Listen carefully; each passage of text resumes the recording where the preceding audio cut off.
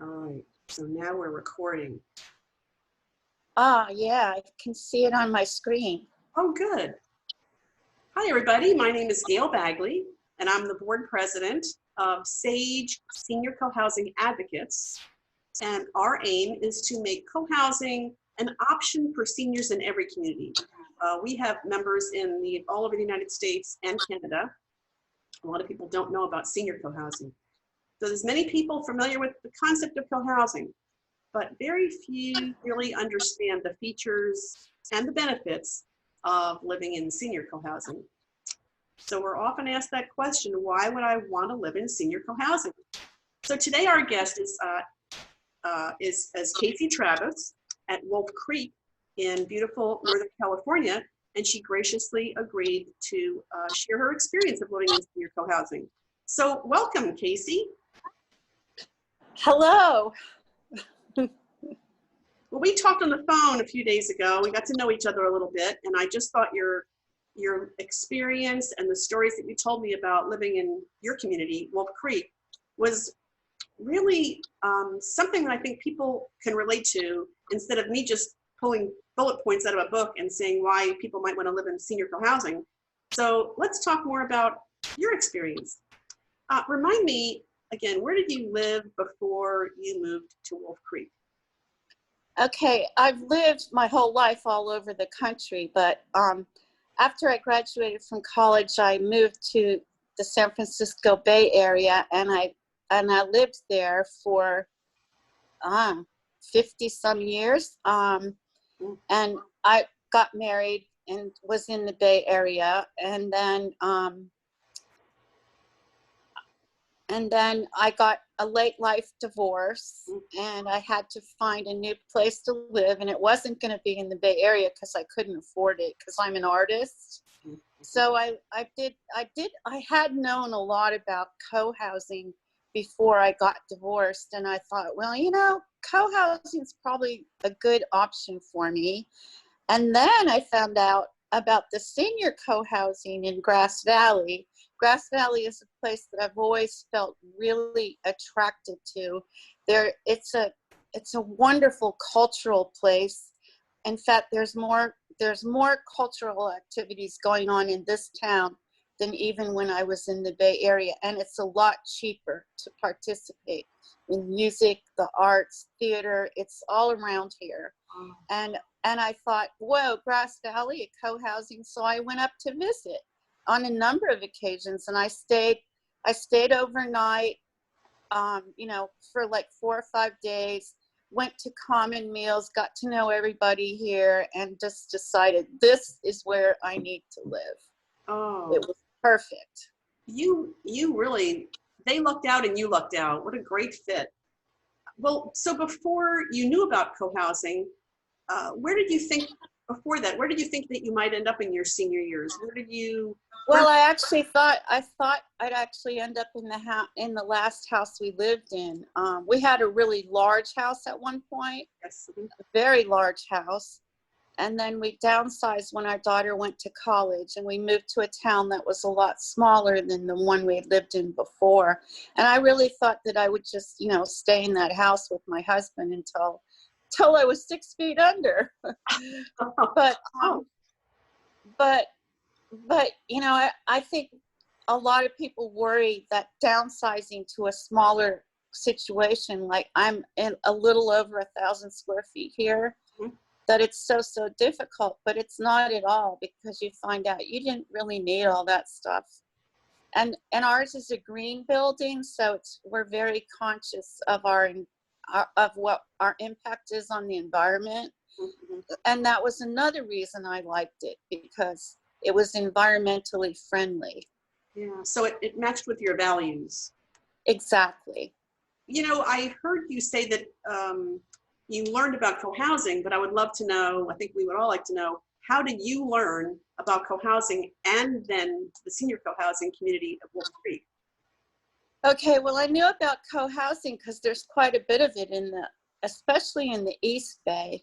In Oakland and Berkeley, there's a lot of co-housing communities there. And, you know, people would write articles in the paper. There'd be articles in local magazines. And that's how I found out about co-housing. But how I found out about senior co-housing was going on to I think it's the National Co-housing, whatever group that is, going on to their website. And I'm looking for co-housing that I could actually afford to buy into. And of course, none of it was in the Bay Area. And up came Wolf Creek Lodge, which is here in Grass Valley. And, you know, I thought, oh, that's where I have to go visit. So I did visit some co-housing in the Bay Area, but it was way out of my price range. So, so then I looked into coming up here, and I called, you know, that we have a person who hosts people who come in to visit. And I called the host and said, you know, I'm interested in coming, and we have guest rooms. So I stayed in a guest room, and, you know, I got to know everybody, and I just knew it was the right thing to do. I love the philosophy of the place. I love the location. And I think I was here on several visits, and on the third visit I said, I'm in. And there happened to be a 2-bedroom unit available on the 3rd floor. It had skylights, which appealed to me because I like the natural light.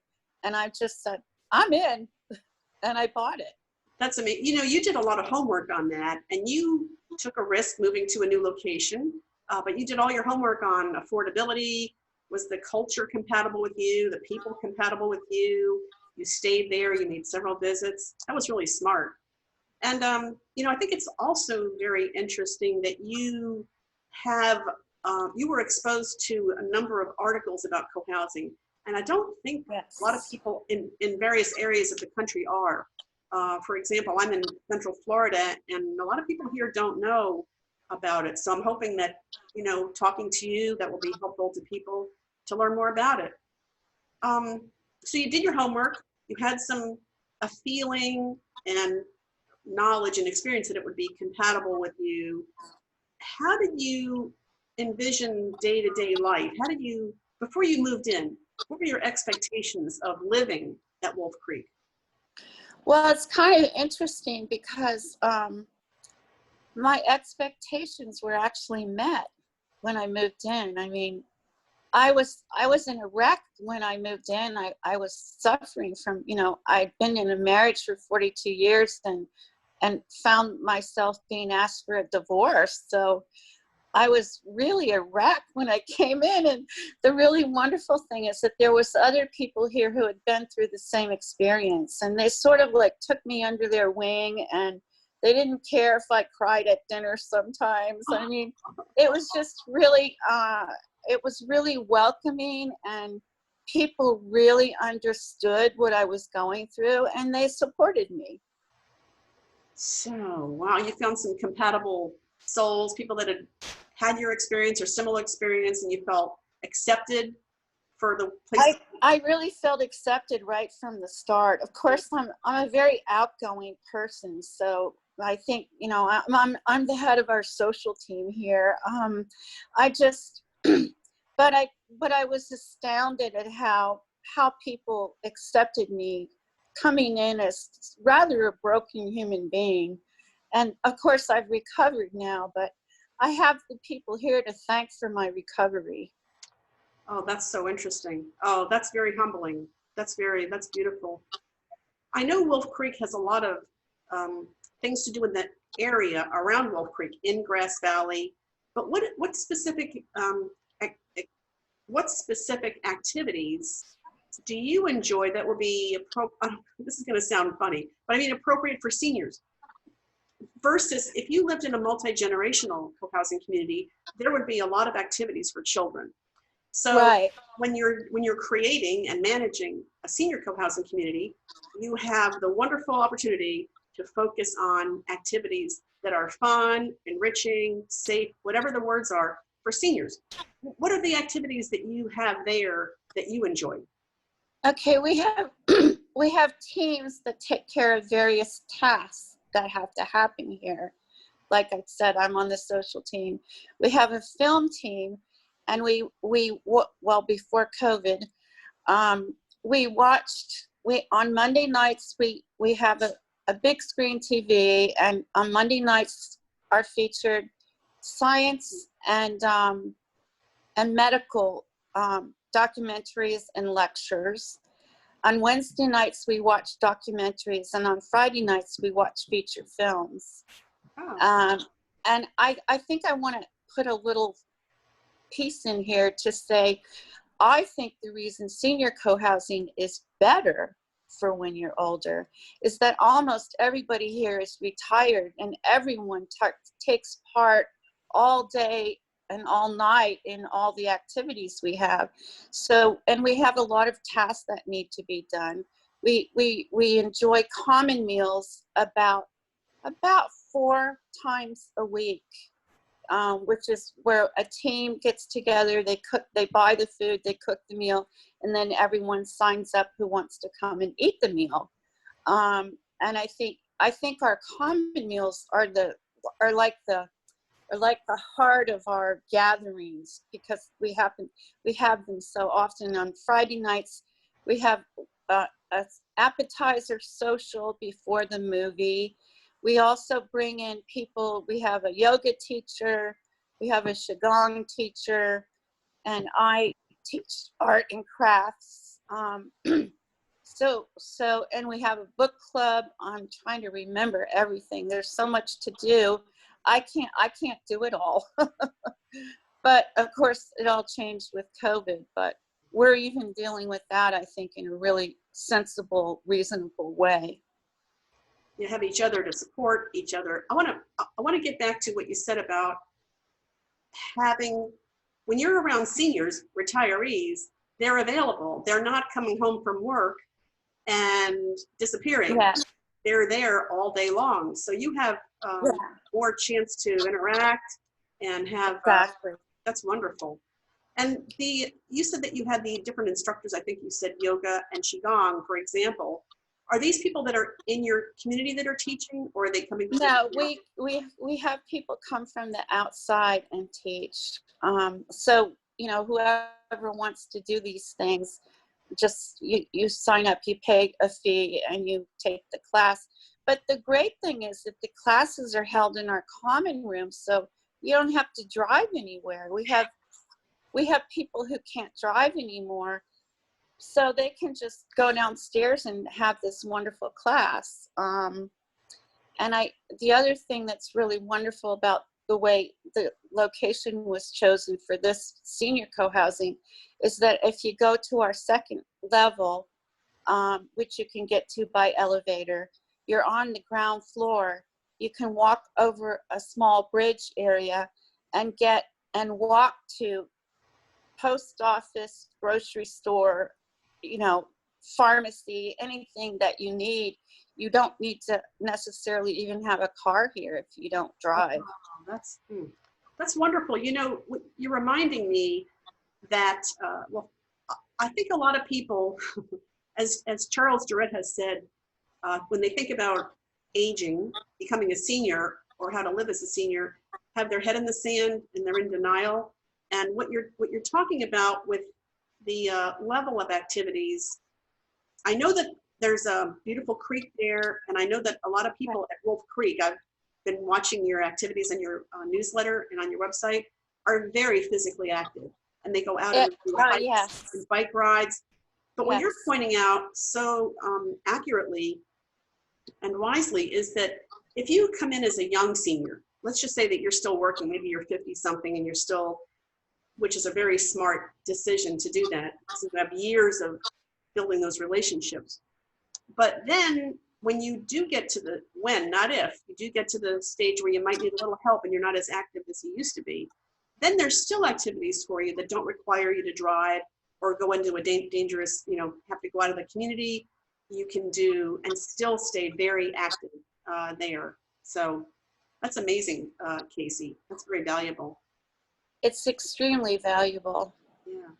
So I want to just get on a plane and come out there now and have movie night with you, because it sounds cool. Although Well, we're doing it outside now.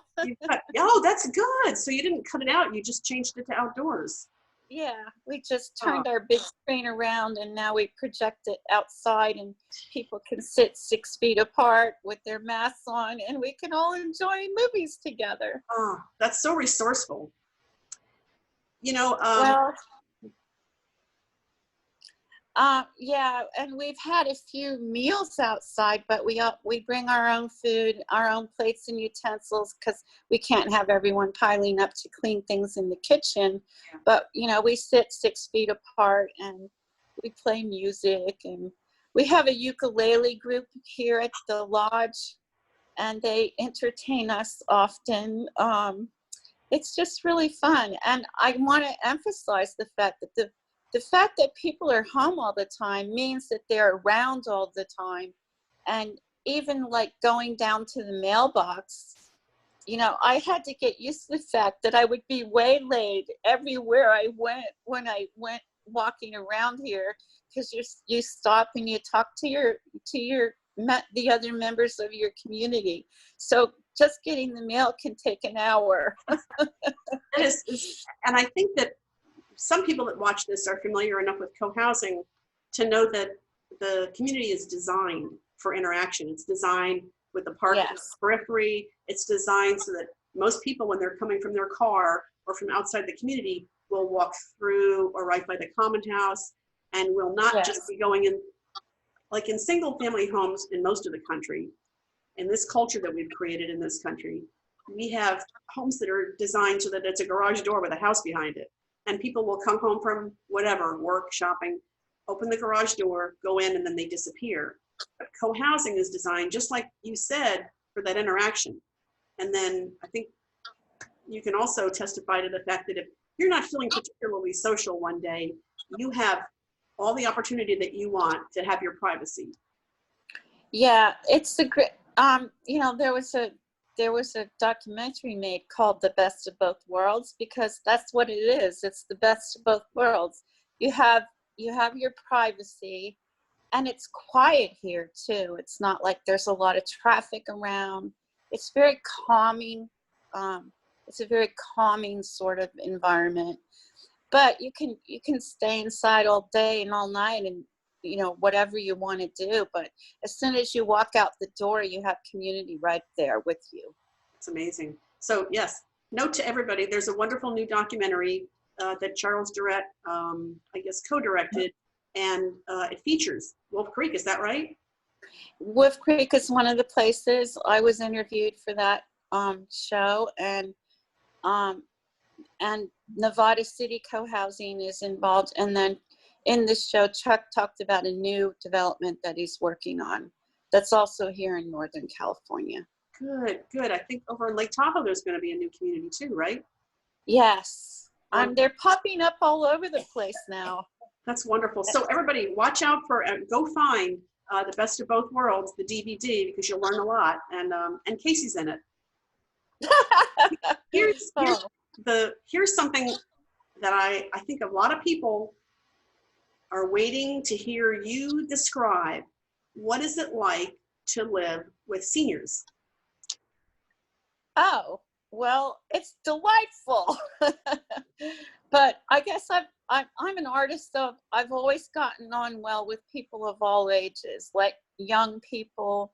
Some of my best friends were old enough to be my parents, so I've always enjoyed the company of old people, especially because they have so many wonderful stories. You know, they've had this huge life experience, and everybody here had very full lives before they came up here. I think that's another reason why everybody stays so active, is because they've had extremely wonderful lives before they moved up here, and so many stories and experiences to share. We never run out of topics to talk about at the common room dinners, and it's just rewarding. you know, you just don't feel old. You don't feel old because you're not old. You're still really active. I mean, we have people living here who still hike into high mountains and camp and cross country ski and ride their mountain bikes all around. I mean, uh, it's a really diverse group of people, but they're very active people.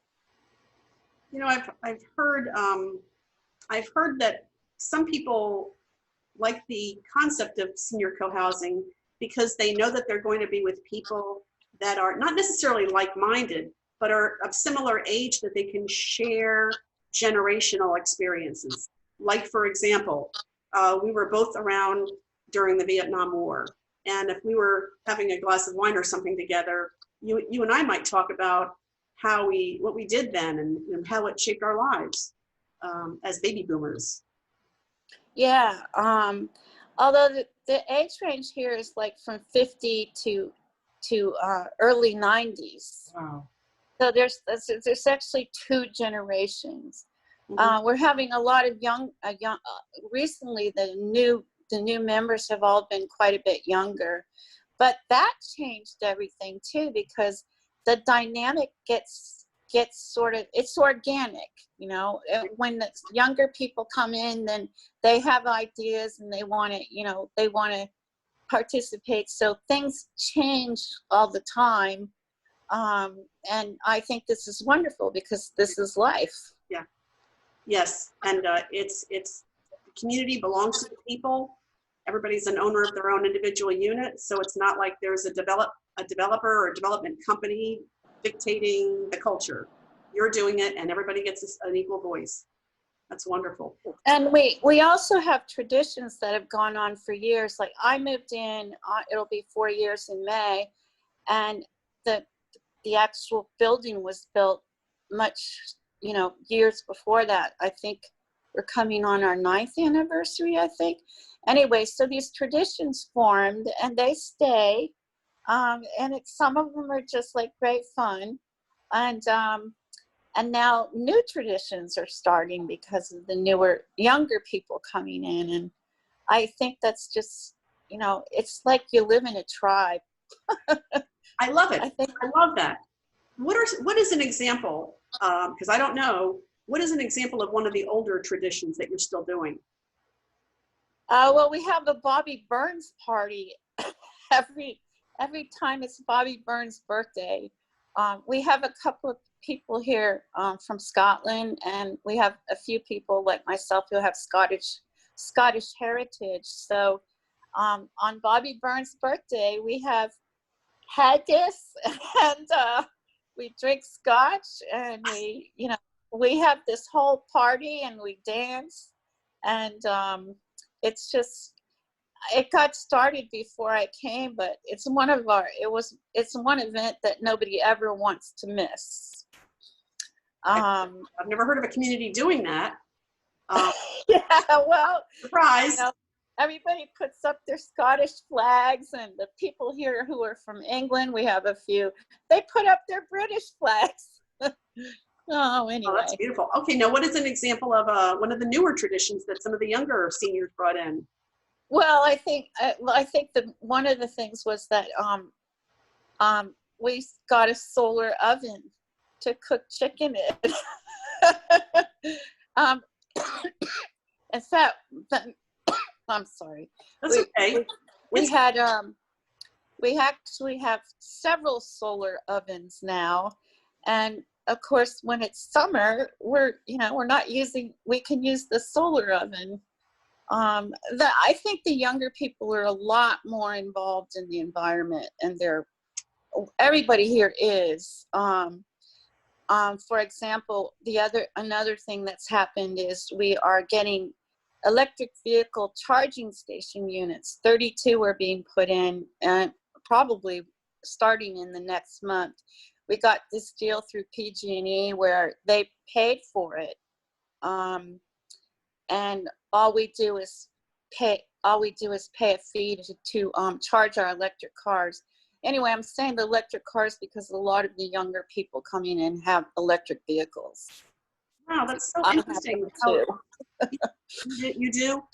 It's Yeah. interesting how you're describing, as you said, the organic nature of the culture. And it evolves. It's wonderful. It doesn't, and that makes me feel from what you're saying, like it's not a community of old people. It's a growing organic entity. Yes. That's wonderful. Yeah, I don't think you can feel old here for very long. Try. Because you get involved in so much. I'm on 3 or 4 teams, and I barely have time to think sometimes. And this is wonderful because it's not like you're sitting in your own home by yourself, just rotting. Yeah. You're active. You're still, participating and helping other people. I belong to a couple of I do volunteer work locally, and a lot of our members do local volunteer work, and that just keeps you going. It keeps you alive and participating. Yeah. Casey, I'm sure that you're aware of so much research that's been done for seniors, showing that volunteering leads to having a sense of purpose, and that isolation, now they're saying, this might be old news now, it's like smoking. Isolation is so unhealthy, especially for older people, that it is equivalent to smoking in terms of taking years off your life. And volunteering is like the opposite. It's giving people a sense of purpose and involvement and belonging. So yeah, good for you. These are things that don't happen in a suburban neighborhood, Right. You can volunteer, of course, but the sense of community is non-existent in a suburban neighborhood. I was fortunate that when I did live in suburbia, I sponsored group activities for people to get involved in, but as soon as I left the neighborhood, that all fell apart. Yeah, but it's anyway, integral. And this is something that we're missing in our society altogether, and there is a terrible amount of loneliness in our society. So cohousing is designed, and where human beings are designed to live in groups. And cohousing is designed. They're not designed to live by themselves somewhere. Exactly. Our ancestors didn't live like that. Our ancestors didn't live in single family homes in suburbia. We created that separation. It's how most of us live, is in a very artificial and natural suburban separation. So cohousing is very deliberate. Cohousing is a very deliberate community experience, and is designed architecturally to create that, to build that, to support it. Yes. That's why it's so wonderful, because it really is part of our nature to want to live like this. Yes, that's true. Well, back to being a senior and that experience, I've heard a number of people ask, how do seniors that live in senior cohousing, engage if they want to have time with children? How do they do that? How do you do that at Wolf Creek? Well, okay. Some people volunteer at the library with the children's books and whatnot. Some people volunteer at various organizations that have youth involved, like for young people who might be having trouble. And the other thing is, we have everybody here except for me, I think, has children and grandchildren, and they come and visit all the time. So you can hear little cute fun, laughter and children playing outside often, because they're visiting their parents or their grandparents. Where do they play outside? Their grandparents mostly. But where is there a place for them to play there? Yeah, and it's so cute because they want to play their youthfulness. Okay, pause. We just had an interruption there. I'm sorry about that. So okay. I want to see, it's still recording, but I'd like to go back and repeat the question. You can have a drink. Go, go, go, go, go. I'm going to do the I same. needed some water. Should have paused it. But Okay. I would like to repeat that question because I don't know how much of it got garbled and messed up. Okay. So, a lot of people, Casey, or a number of people I've heard that are interested in learning about senior co-housing have asked a question, well, I want to be around children. So if I'm interested in living in senior co-housing, how do I interact with children? Well, within our community, everybody here, except for me, is pretty much a grandparent, and the grandchildren and the children come and visit all the time. So it's we have these guest rooms that can fit a family into one. Like they have separate rooms for the kids and the parents, and so the children are coming to visit on a regular basis, especially during the school holiday times. And they come to our common meals, they run around our complex, they play in the elevator, they run up and down the stairs, they play soccer outside on the, they take their skateboards around, and it's wonderful to hear kids around. So we're not absent from children, but most of us have already raised our children, and it's like, okay, now it's, you take the grandkids, but I'll take them. Some of the grandkids come up to visit with just their grandparents, and they stay for a week or so, and it's wonderful to hear children around, but they're not here all the time. Right, that's nice. It's not like an assisted living facility where there are no children, except occasional visit for 1 hour, but you have them playing, and like you said, playing soccer and you have a nice pool there too, don't you? No, we do not have a pool. I wish we did. I'm sorry, yeah. Oh, but there's plenty of places for children to enjoy themselves. I love the story. Oh, yeah. Playing on the elevator. The elevator sounds like a lot of fun. They love it. And there's local lakes and rivers around, and there's the creek down there, and they all love to go play. And a lot of people here have kayaks, so they go out with the kids in the kayaks, and it's just, there's so much to do here, and there's so much for children to do here too. And some of our members volunteer for organizations that are caring for children and or youth who are in trouble. It's a very, very active community in that way. Yeah.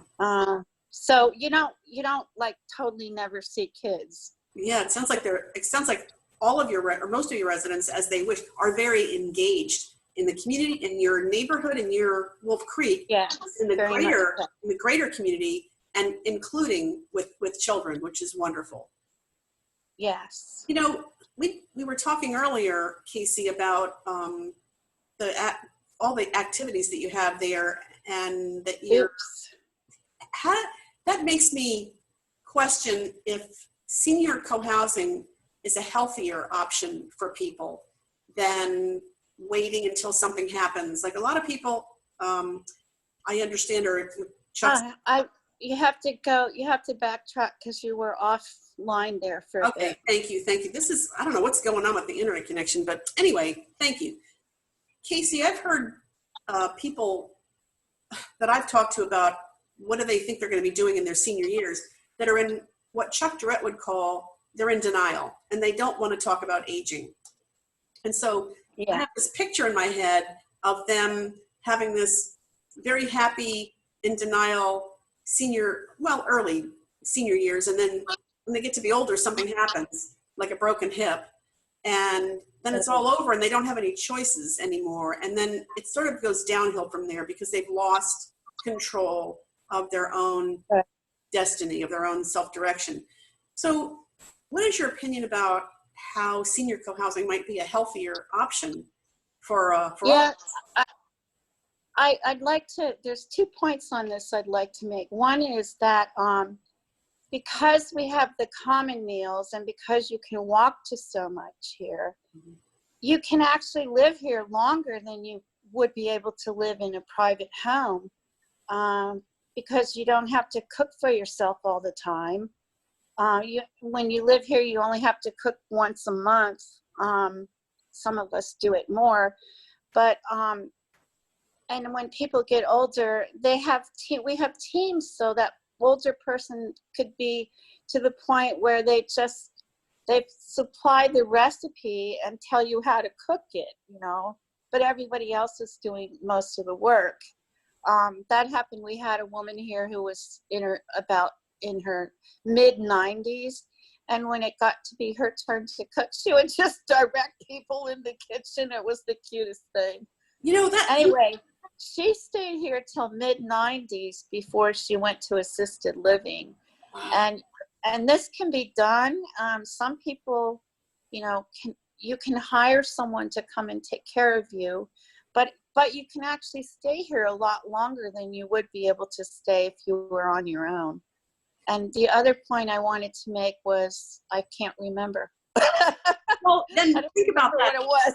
But I want to stay on that meals, the meal theme, because if you're one of the older members of the senior co-housing community, well, if you're an older senior and you live in a single family home that you raised your children in, and then the old neighborhood, if you have the flu or you're down and out for a while and you're on your own, alone in your house, you might be missing some meals in addition to the loneliness. If you're in a co-housing community, you're not going to miss any meals, because unless you choose to. Because if you get sick, somebody will bring a meal to you. Just somebody will get a meal and bring it up to you. So although, nobody has, this is if you have the cold or the flu or you broke your foot or something, which happens. Sure. So you're not going to starve. And also, if you aren't around for any length of time, people are going to check on you. They're going to find out where you are and if you're all right. So those are some of the healthier aspects of living in a senior housing community versus aging in a single family home or other options. Yeah, we pretty much, we all know if somebody's leaving town, we know they're leaving town, we know how long they're going to be gone for. We just, watch out after each other. Yeah. Wow, I just keep thinking about the word tribe and the word organic. They go together. They do. Okay, so you've probably heard people that weren't familiar, because I think you called yourself the unofficial spokesperson for Wolf Creek. Is that right? Yes. Well, for senior co-housing. Oh, for senior co-housing. Oh, that's good. Yeah. You've probably heard people then that are visiting or talking to you about it have certain misconceptions.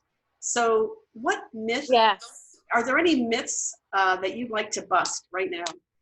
Yeah, when I told my friends from the Bay Area that I was moving into co-housing, I would say more than half of them thought that I was joining a commune. It was the funniest thing. And it's so hard to explain to them that it's not a commune. But, they think, oh my gosh, she's moving into a commune. No, it's nothing like that. It's much better than that. All right. So clarify, please, because it's not a commune because everybody owns their own individual home. Right. Mostly. That's you don't, the only money you pay is your HOA fee. You're not giving all your funds to this, commune thing. We do have HOA fees, but our HOA fees pay for so much. We've got free Wi-Fi. We have free hot water. Well, we don't have free. We have solar hot water, so we're not paying hot water. And it also pays to run the common house, which is always kept at a comfortable temperature no matter what the season is. And I'm off track now. I can't remember. Well, you were busting that myth about, you're busting the myth wide open about is senior co-housing or co-housing in general. Is it a commune? Yeah, you know, just people here, people in the United States are just not at all accustomed to this thing called co-housing. They have huge misconceptions of what it is. And it's, you know, a lot of people I know my age have moved into these retirement sort of communities, but I don't think those are nearly they don't give you the the stuff you really need to feel good when you get old and to continue contributing to society. Yeah, wow. We could probably just talk for another half an hour about comparing senior co-housing with like retirement villages or 55 plus. Yeah. But that's another conversation, but that's a good point, Casey. Um, well, anything that you want to add before we wind up? This has been really rich. Oh, I'm glad. I'm just that if you're thinking about co-housing, well, oh yeah, I remember the other point I wanted to make, and that is that it's some people here thought so far ahead that they came to senior co-housing right at retirement. And this is something that's really wonderful, especially if you're married and you lose a spouse earlier than you were hoping. You've already got your second family all in place for you. And you know, there have been people here who have lost a spouse, and they all say that because they lived here where everyone was friends and were more like family than friends, they didn't have the loneliness that they knew they would have had if they had lost their spouse and not been in co-housing. Yeah, absolutely. Things that there's another example of many people are in denial about that. And I think, well, I don't want to say women especially, that sort of depend on their husbands for taking care of things. And then when the husband's gone, they're lost. They have no, like the floor just fell out. And then on the flip side of that, men that have just taken for granted that the woman is going to take care of everything, meaning, you know, sending out birthday cards and making a meal and cleaning and whatever. If she passes and he's not prepared, which is I think usually the case, there's, like you said, there's no support system there. And with co-housing, you really don't miss a beat in terms of having that support system there for those unexpected, especially for those unexpected things that happen frequently. So Yeah. Casey Travis with Wolf Creek, unofficial spokesperson for senior co-housing. Are we lucky or what? So I'm going to thank you very much for this interview. And if you'd like to say goodbye. Okay, well, if you're thinking about co-housing, yes. And if you're thinking about senior co-housing, it's really great. So both alternatives are wonderful. Good point, Casey. I'm gonna terminate the recording, so hang on for just a second. And thank you, everybody. We've really enjoyed having Casey with us. Bye-bye.